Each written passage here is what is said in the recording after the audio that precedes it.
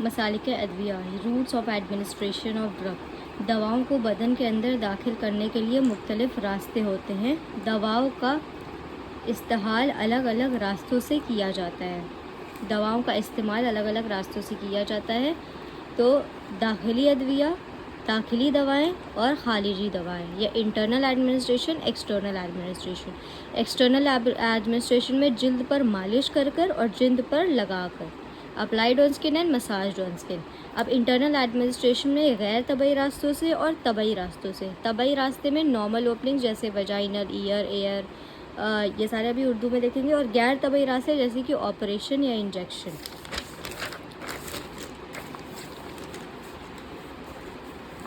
اب آتے ہیں داخلی راستے۔ داخلی راستوں میں طبی راستے کیا کیا ہوتے ہیں؟ جیسے براہ دہن منہ سے اور تحت لسان سب لنگول۔ براہ دہن منہ سے، دہن مطلب منہ، براہ دہن تحت لسان، براہ عنق، براہ اذن کان، براہ چشم آنکھ سے، براہ مجاری تنفس ایئر سے یا ہوائیہ، براہ ہوائیہ یا براہ مجاری تنفس، براہ مبرز اینل، براہ مبرز، کیونکہ اینل اس لیے دیکھو بول اور براز بولتے ہیں، براز تو براہ مبرز، براہ اجلیل یوریتھرل، اجلیل اسلیل سے اجلیل، براہ محمل وجائنل، براہ محمل۔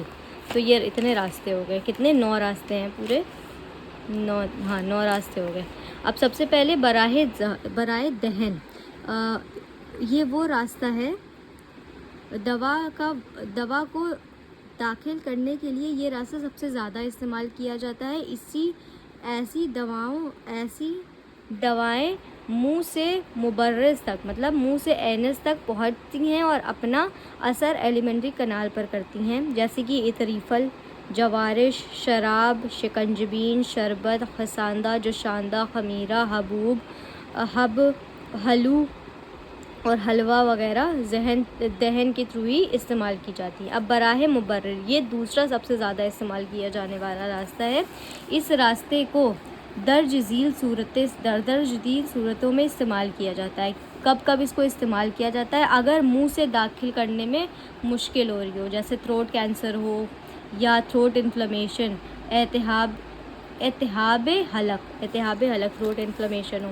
اس کے بعد اگر مریض کو الٹی یا آ رہی ہو، وامٹنگ آ رہی ہو، تو اس میں ڈال سکتے ہیں اینل۔ اگر دوا کا اثر اجلیل کے پاس کے کسی اجزاء میں، اجلیل یوریٹر کے پاس کسی اعضاء پر کرانا ہے، تو یہ والے راستے کو استعمال کرتے ہیں۔ پھر کلین ریکٹم، مائع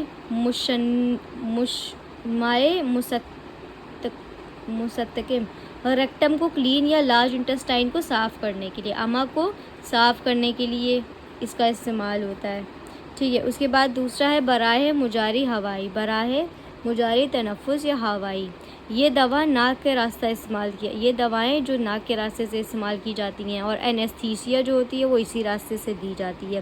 ایسی دوائیں سیال ہوتی ہیں، نیم سیال ہوتی ہیں، بخاری ہوتی ہیں، اور داخلی طور پر استعمال، اور بخاری یا دخانی طور یا شکل میں استعمال کی جاتی ہیں۔ کیسے؟ سیال، نیم سیال، بخاری یا دھوانی، اور بخارات سموم ضرور اس کے تھرو اس راستے سے استعمال کیا جاتا ہے۔ کیا بخارات سموم اور ضرور اسی راستے سے استعمال کیے جاتے ہیں، براہ مجاری ہوائی یا براہ تنفس۔ پھر آتا ہے براہ چشم، ایسی دوائیں جو آنکھ کے راستے سے استعمال کی جاتی ہیں، یہ آتی ہیں، یہ سیال ہوتی، نیم سیال، سفوف، کوہل، سرما، مرہم، شیاف، ان راستوں سے استعمال کیا جاتا ہے۔ پھر براہ اذن، یہ ایسی دوائیں جو غشائے طبلی یا ٹبلی، طبلے سے یاد کریں گے، کان میں طبلہ جیسا ہوتا ہے ٹمپینک میمبرین، تو غشائے طبلی میں داخل کی جاتی ہے، ٹمپینک میمبرین میں داخل کی جاتی ہیں۔ یہ دوائیں پچکاری یا فتیلہ وغیرہ کی شکل میں ان کو استعمال کیا جاتا ہے۔ پھر آتی ہیں براہ اجلیل یوریتھرا سے، ایسی دوائیں ایسی دوائیں مجاری بول کے راستے سے استعمال کی جاتی ہیں، مجاری بول کے راستے سے استعمال کی جاتی ہیں۔ ایسی دوائیں سیال اور نیم سیال شکل میں استعمال کی جاتی ہیں۔ اس کے بعد براہ محبل اس راستے کو